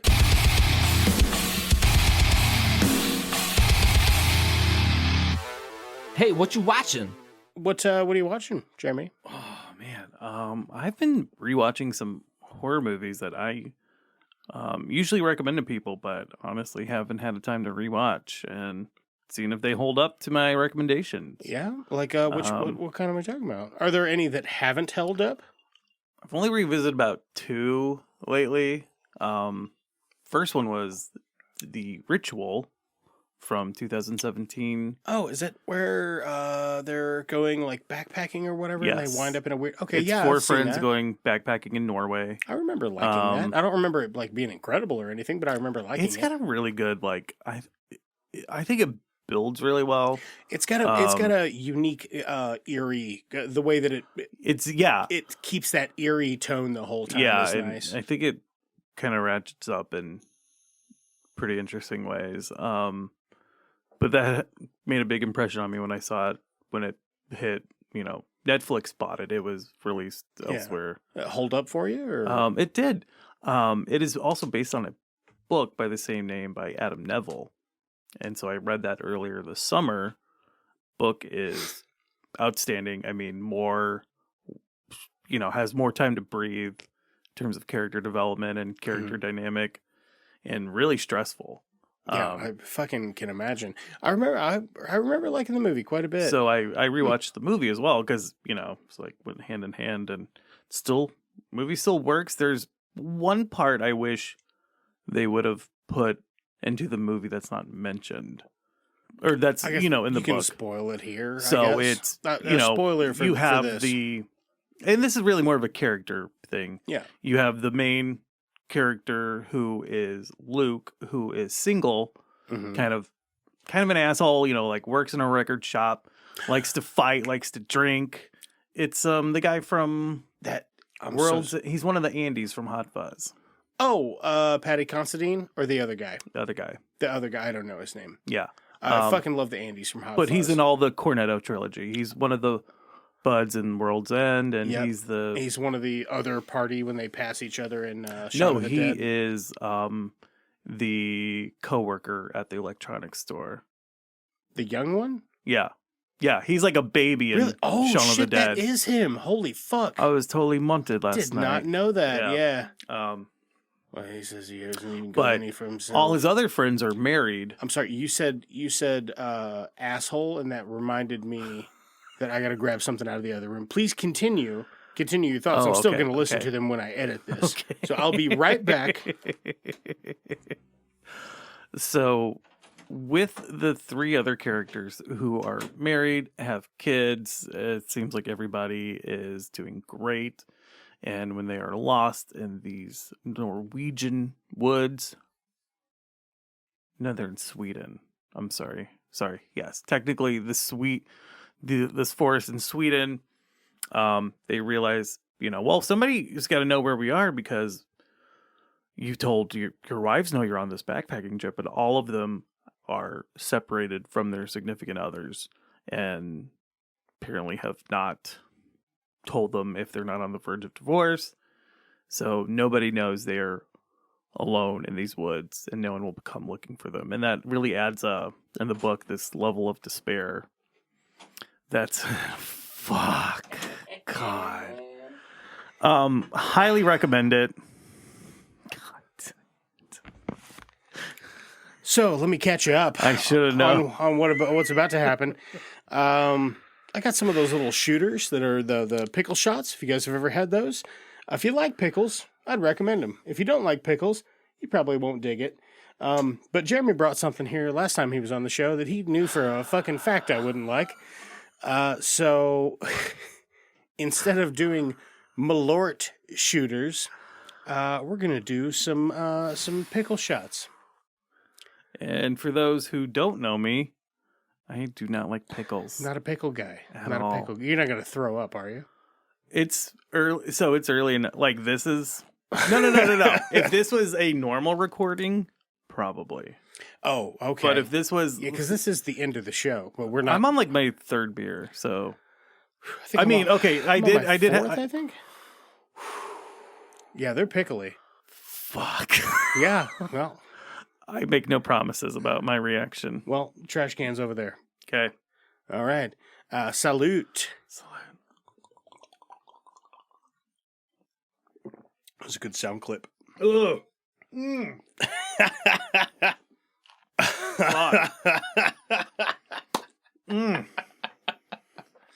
Oh, God. Oh, my God. There's another one in the cooler, but I'll put that down later. Don't worry about it. Okay. You have something I could eat? Did you get it rinsed out? No. I'll have pizza here in a little bit. Oh, don't worry. It's just Malort. It'll only stay on your palate for 45 minutes, Jeremy. Dear God. I got some good sound. I got some good sound bits. Why did that go like that? You did it. I'm proud of you. I still taste it. It's still disgusting. I'm proud of you. Yeah. Oh, are you going to have the thing where I said I don't like pickles earlier about the pizza and then it's going to come back? Like, this is all cyclical, man. This is all... No, happening? Just wait till you edit. You're going to be like, shit. I set this up for you and I didn't even realize it. Anyways. Yeah. No, I just was like... I just grabbed them because I was at the store and I'm like, I'm not a big fan of shots. God damn. I love liquor. This is so bad. This is so bad. What, the podcast or the pickle shot? Both right now. The podcast has always been bad. Don't. Pickle shots have always been Don't put bad. us on a pedestal. So the other movie I actually just rewatched last night from 2011 is called Kill List.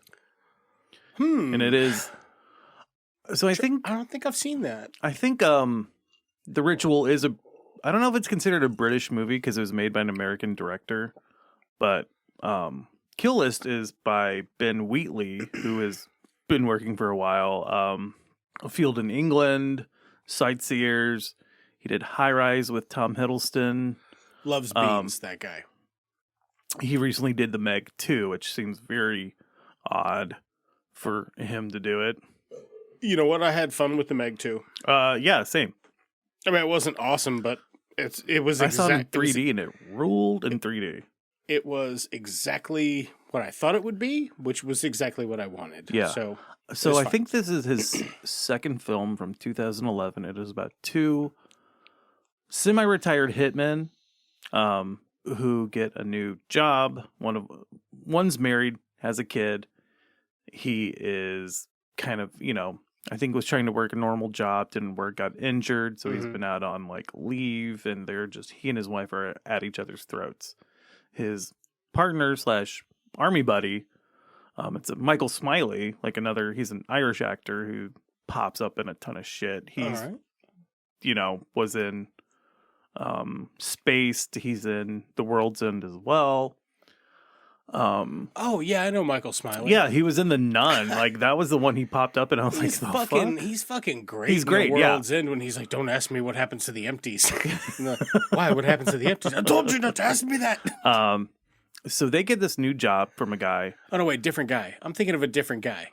He didn't say that line in that movie. He's the No, guy that's but like, I've got a he's- respectable job now. He's the drug dealer. Was the drug dealer. You've seen him in plenty of stuff. Oh yeah, he's great. Here's his kill list. Yeah. So this is the one I watched last night. Okay. And they get a job from a new client that is, gives this 3 or 4 people, like, you need to kill all these people. Here's this money. And as they're going about it, all of the victims or all of the targets, whatever you want to call them, are being very weird to the main character. They're saying things like, thank you. Like, as he's like torturing them and killing them. Oh, they love it?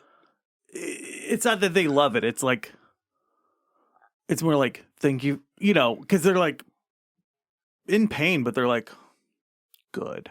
Like they deserve it because they're horrible. But why do they deserve it? Right. Like what? So this film is like the sense of dread and like the tension in it is just pretty incredible. Okay.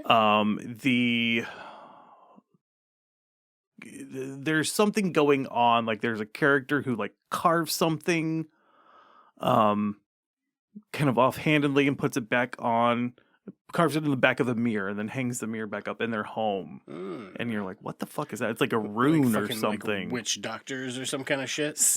Is it a So supernatural? I'm saying it's pagan. Okay. Let's just go with at least that. I don't know if it's. I don't want to give away. I know it's weird not giving away a like 13-year-old movie. So they're Catholic or? But it. Just kidding, all my So the Catholic peeps out ending. I'm not kidding, Catholic peeps. So the ending is, what a lot of people talk about, and I think knowing the end of it, I think it still works. Maybe not fully, but also like it's one of Ben Wheatley's first films. So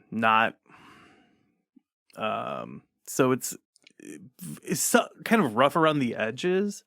I want to say like cinematography. There's a lot of handheld, which I think really adds to the film. I don't think any of it being rough around the edges or that is a hindrance. Like sometimes it can be. Sometimes you know. What I mean? But when it's done poorly enough, it's this isn't. Yeah. That was really. So again, that's another one. Like that came up in conversation with Longlegs. I haven't seen it yet. No, and I'm not trying to. But a lot. So I'll say with Longlegs, a lot of it's being sold as the scariest movie ever. I don't think that's going to be the case. No, and I anything that's like, oh, it's scary. I'm like, you're full of shit. Yeah. You're full of shit because that has ruined more movies for me than any other review that I've ever heard. Like, oh, it's fucking terrifying. No, it's not. I agree. Like, that's why like I was so underwhelmed the first time I watched The Vivitch and Hereditary. I just was like, it was all right. But then I go back and like kind of revisit these things with fresh eyes, knowing it's a slow burn, more of a psychological get in your head and fuck with you, like the feeling of impending doom or whatever. Mm-hmm. But same, I also got to piss. You know what? Do you just want to? Can you hold it for 2 minutes and I can just wrap up the whole show? We're about at time. Okay. Honestly. Well, you know what? We should wrap it up with, since we've both seen it. Okay. And I think we can talk about it, especially when this is coming out. Okay. Deadpool and Wolverine. Okay. All right. Deadpool, Wolverine. But I also want to hear something else you saw. Fuck. I wasn't even going to cover a movie for what you're watching. Did I watch anything recently? I watched Abigail. Oh, I did too. I liked it. I did too. I thought it was a hoot. Yes. Just the most fun I have had watching a horror movie since probably Ready or Not. That's coincidental because it's the same directors. Oh, well, that tracks then. Yeah. And that those tracks. feel very, very complimentary. They sure do. Yeah. Super fun movie. Liked it a lot. The other thing I was going to go with, I've been playing this game that my kid plays called Zenless Zone Zero. Okay. It's like an anime shooter looter. Okay. It's all right. Yeah. I mean, like, I don't know. I don't have a glowing review for it. I will say this to give a critical thing to it. Way too many fucking menus and currencies. Way too many, bro. Yeah. I do not need to know where 4 buttons are that I can press to open different submenus. Oh, That's too much. What? That's too much. I don't even know half of what you just said. I like tons of games that are menu heavy because I like my fucking options. I like my statistics. I like to think about things really logistically. Yeah. It's just a poor layout and there's too fucking many of them. Dear God. Condense that shit. Yeah. Anyway, that's really all I've been up to. Okay. But yeah, I liked Abigail quite a bit. So let's talk about Deadpool and Wolverine as this comes out. We're not going to do a full review. This is just us discussing the movie. But there might be some spoilers in here. So, for some reason, it's the internet, and within a week of it coming out, I saw it on. When did you see it? Last weekend? Yes. So I saw it Wednesday night. Oh, nice. We're recording on a Friday. Yeah. Thursdays when I started getting spoilers in my feed. I got one spoiler before it came out, but it was just like, I flew all this way for my cameo. And it turns out that the person that it was, you never see their face in the movie. They just were in it. Oh, okay. So it was like, okay, well, that's not really a spoiler after I watched the movie. But I was expecting him to be in it the whole time, and I never saw him. Huh. Well, I mean, I don't know if it was the first night of Comic-Con, so maybe it was a Friday night. They had everybody who cameos in that movie do a panel. Which I think is fucked up. That on the release, the quote unquote release date, we all know movies come out on Thursday afternoons now. I think they had all those people show up for a panel for like a victory lap, and I think that's fucked.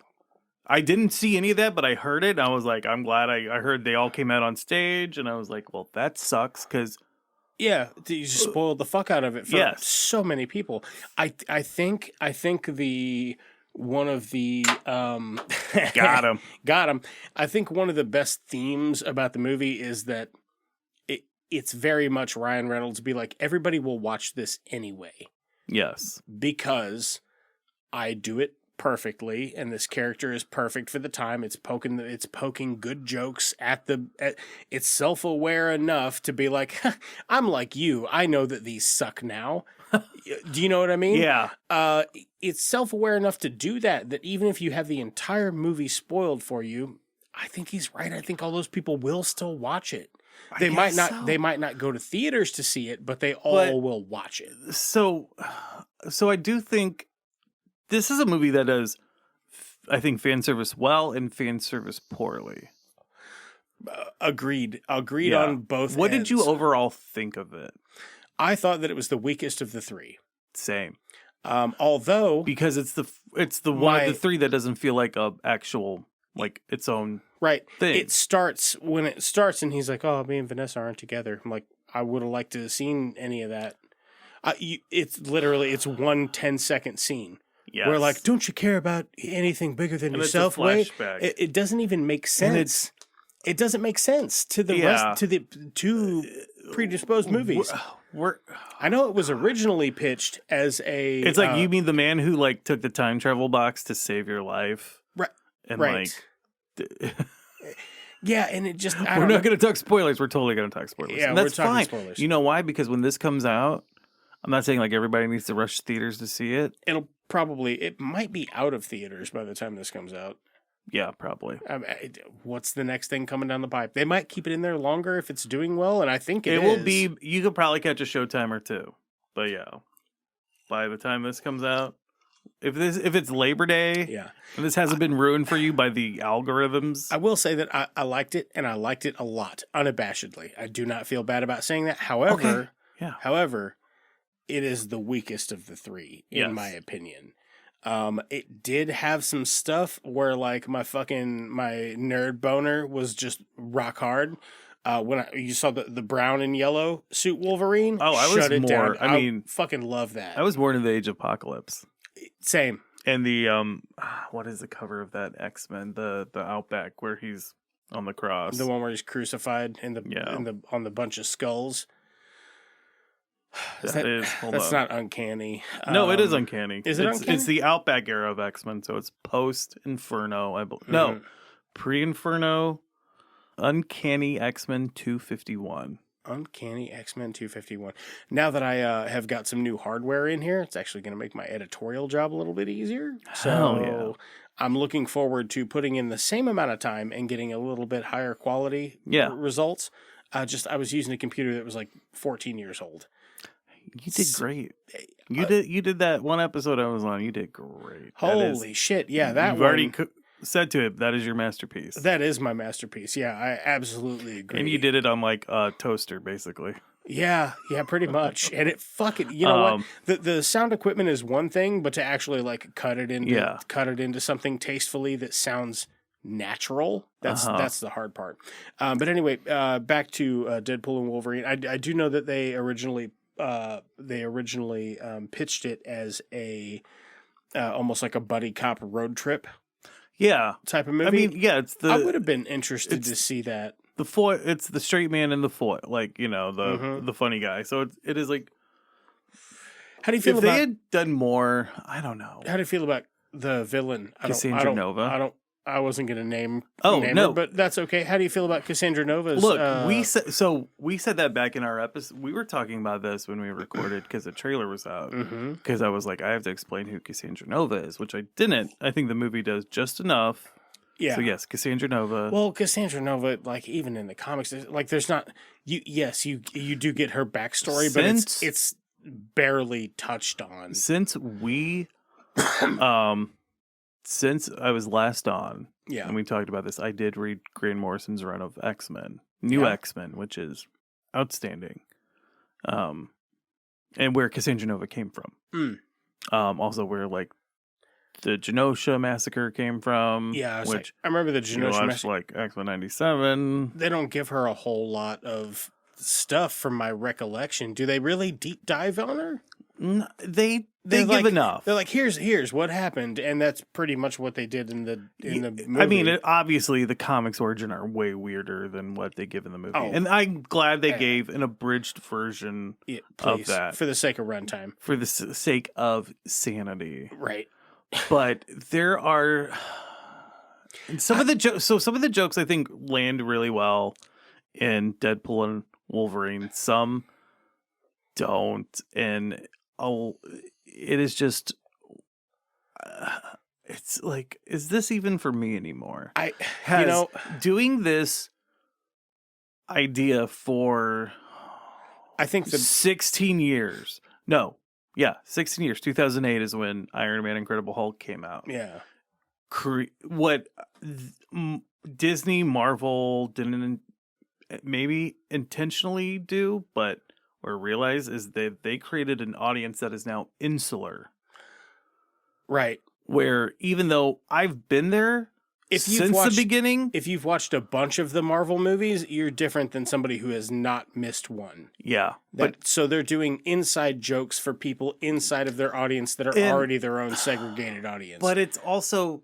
They've made some of the references impenetrable for average viewers. Yes. And I think it's part of that, and it's part of...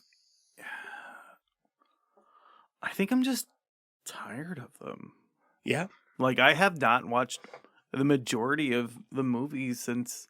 I'm at the point where I'll, like, when a new one comes out, I'll put it on like I put anything else There's on. a couple I'm TV half-ass not paying attention to it. I quit watching the series because there's just too fucking many of them. Yeah. I can't and won't keep up. There's other shit I want to watch. Yes. There's so much attention, other stuff I want to see. I don't... Deadpool in the comics was always one of the most interesting characters to me. Yeah. I was never into the character in comics. I thought he was super interesting, and then in the early 2000s, when everything got super fucking extreme, all of a sudden he could teleport, and I'm like, holy shit, that's my favorite.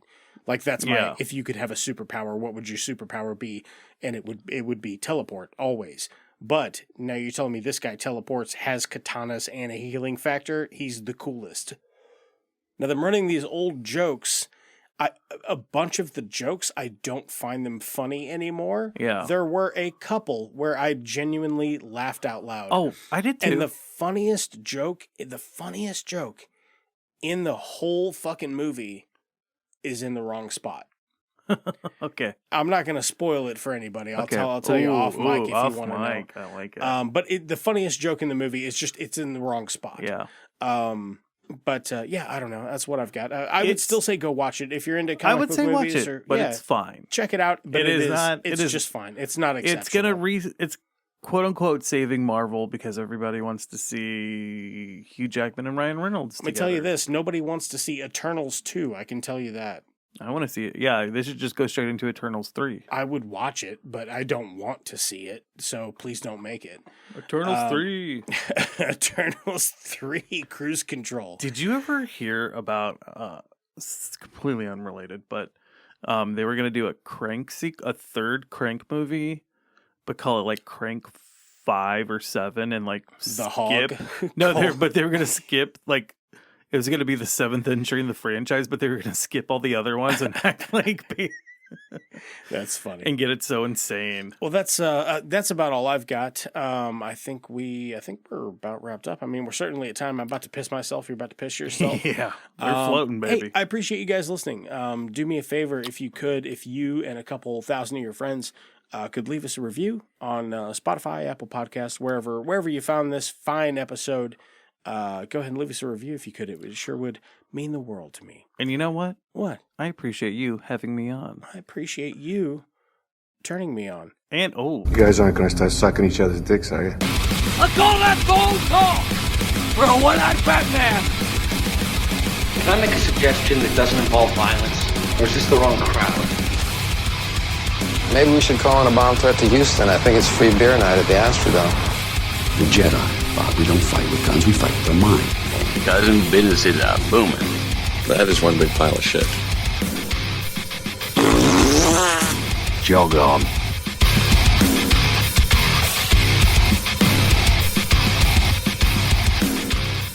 It's Just Two Movies is a production of Blue Cheese and Bacon Studios and can be found wherever you get your podcasts. All right, special thanks for the people who helped make this show. That is going to be Russ, Tafari, God-Sized and Growing, and Sons for our music, Lamplighter Productions for our artwork. Oh yeah, I definitely want to throw out a thanks to Dave, who takes care of our YouTube platform, and Justin, who has started doing our TikTok. You can find us on TikTok at Just Two Movies Pod. Yeah, so hit us up on socials and tell your friends and leave us a like if you could. That's the show. Oh, wait, fuck. I was going to end the podcast right there because of our outro. You guys aren't going to start sucking each other's dicks, are you? Yeah. But please plug your stuff before we go. I mean, Horror Trivia Night, October 11th. You can still end it there, and like this can be the after. Ooh. That's a fucking really good idea. But I also want to thank you for letting me do this stupid-ass idea for this trilogy I will episodes. You could have way worse ideas that I would still be all in for. When you're like, we should do X, Pearl, and Maxine, and then XXX, State of the Union.